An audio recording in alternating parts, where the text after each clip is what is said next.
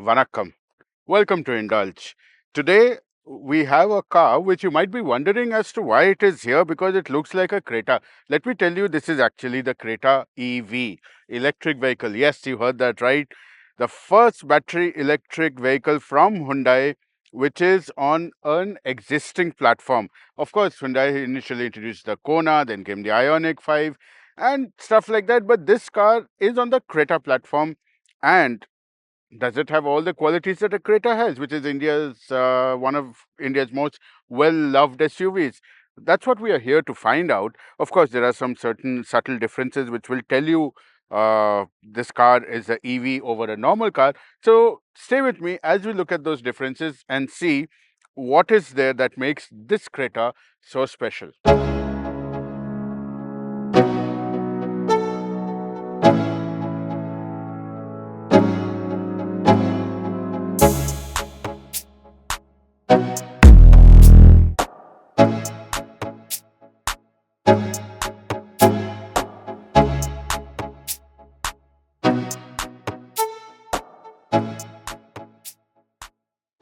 So all of you who know about the Creta will immediately recognize this signature daytime running light and of course the turn signal indicators which are here.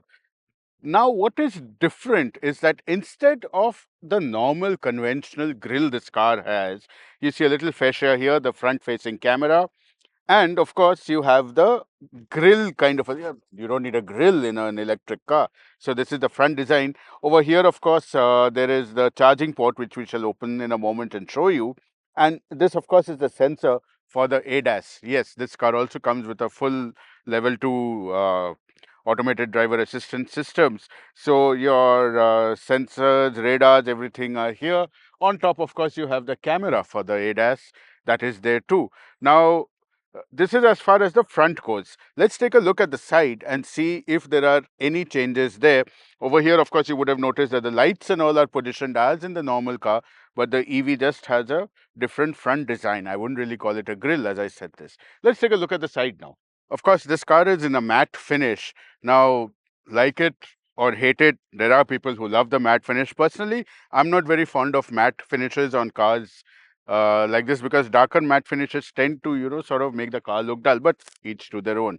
But let us look at the wheels. Now, the first thing you notice about the wheels is that they're designed differently in the sense that it has an aerodynamic design to it because, of course, it's an electric car and we are trying to get the maximum efficiency out of the design. The 360-degree cameras here, this is conventional. This you will find in the normal Creta as well. So nothing great here. On the sides are again you will notice they're absolutely similar. Not much difference here. Again, the aero wheels that are here. Let's take a look at the boot and see if there are any differences over there. From the rear, it is again very similar to the normal petrol and diesel Creta. Of course, you will notice the word electric here, which signifies that this is an electric car, of course. And again, the pattern we saw in the front, it is shown here as well from the front grille. But the reversing lights are sort of integrated into the square thing. I sort of like that, I thought that maybe it's a great looking feature. But of course, we are here to look at the boot. So let's not digress from that. We'll open the boot from here. No power assistance. And inside, well, you have decent enough space. You can put in maybe 2 medium suitcases or 1 large suitcase. A golf bag will be a challenge, but yes, you'll then have to put the 60-40 split rear seats down, and then we can do that. You have a subwoofer here, which is therefore part of the Bose system. And yes, overall, you have good usable space over here. So I think works in most cases. Same, but different. The interiors. See, the thing about the interiors is that you have the typical Creta, shelf kind of a thing here. You have your grill. This part is very visually similar, including this. I don't know who got this idea of putting magnetic stuff here. Not me, but yeah, that part is similar. Over here, you have a console that juts out. These are the two controls for ventilated and cooled seats. You have your parking brake and electric parking brake and a camera button here, and of course you can change the drive modes from here.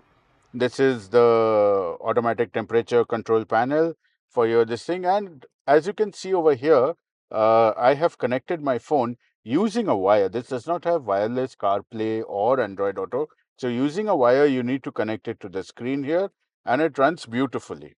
After that, what you have here is a normal conventional dashboard. Only difference being here that you see after charging statistics. So it tells you how many kilometers you have covered and how many kilometers per kilowatt hour you are doing, which is of course an electric vehicle thing, very electric vehicle thing. But yes, you can see your ADAS features here.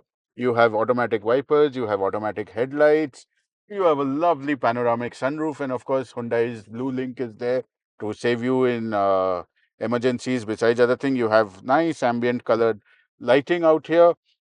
The steering wheel is a little unique. I mean, it's a little different. Of course, you have in place of paddles, you have your regeneration buttons here, paddle shifts here, and a normal what you would think is a multicolored steering wheel thing. But what sets it apart are these four dots here, which basically is Morse code for Hyundai. I don't know again who came up with this idea, but hey, not me.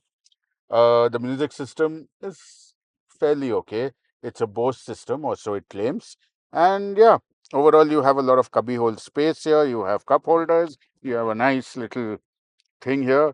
You can store your keys and all here.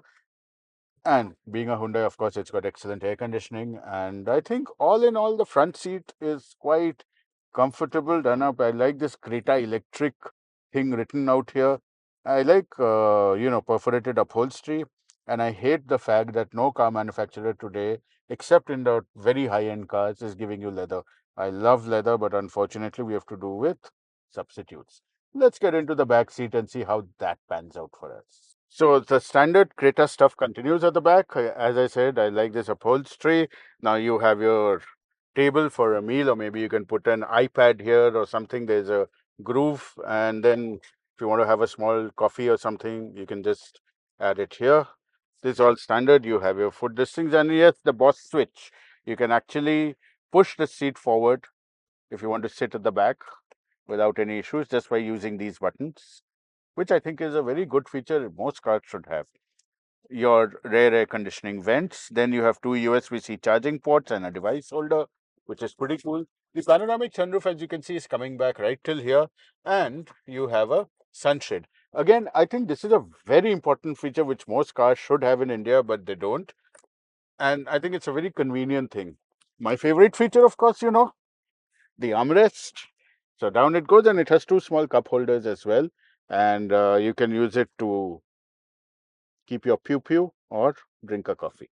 Normally we show you an engine of a car, but in this case, it's an electric motor, which is the engine. And, in most electric cars, it is not fully visible. So what I'm going to do here is open this and show you what is technically a frunk. So the motor is deep below this and we cannot see it. But yes, you have some usable space here, quite a bit of it actually. You can put a charging cable, you can put some groceries in it, not too much. You can't really load this thing up. But yeah, overall, this is the kind of space you have. You can clearly see the other peripherals, including one of the ECMs of the car and the radiator cooling systems right here, windscreen washer. But of course, I do need to tell you one thing, that is, it comes with two motor options. There is a 51.4 kilowatt and a 42 kilowatt option. The 51.4 kilowatt will is about 170 horsepower, and the company claims a useful drivable range of about 473 kilometers, which means that you should be able to get between 370 to 400 kilometers out of it. The other motor is a 42 kilowatt hour motor. That motor does about 135 horsepower, and the company claims a useful range of 390 kilometers on that one, which means you should get about 300, 350. The point of driving an EV is the silence, and I must tell you that this car is so utterly silent that you can have a whispered conversation inside. Little bit of noise, but from the tires. But again, the tires are also very well selected for this vehicle. The minimal noise, low rolling resistance. Overall, I think it's very good. And of course, it has the Creta qualities of a great suspension. It's great to drive. And as we have just seen, it's packed with features. What more would you want in a vehicle like this? I would think that, with the bigger battery pack, as we talked about earlier, and with a 470 kilometer range, it's ideally suited not only for urban use, but for highway drives as well. So yes, the Creta is the kind of EV that you need to have in your garage.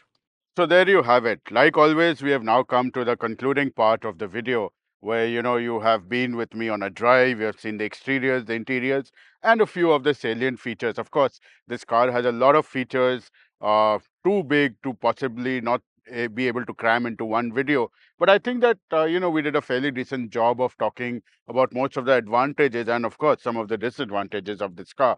But overall, this is a good, honest effort to make an electric car on a platform that is not natively electric, that has been designed for petrol and diesel. But yes, the integration has been superb. But one of the main value for money things that comes here is the cost price of the car. Of course, we don't know what the cost price of the car really is right now, so can't give you. But knowing Hyundai, I think it should be quite reasonable, and we should be able to figure out a good pricing. Uh, Overall rating without the price, I can tell you that it should be around 8.5 out of 10. Yes, it is that good. And yes, it is worthy of being added to your garage if you're looking for a nice, good electric car that ticks most boxes, if not all.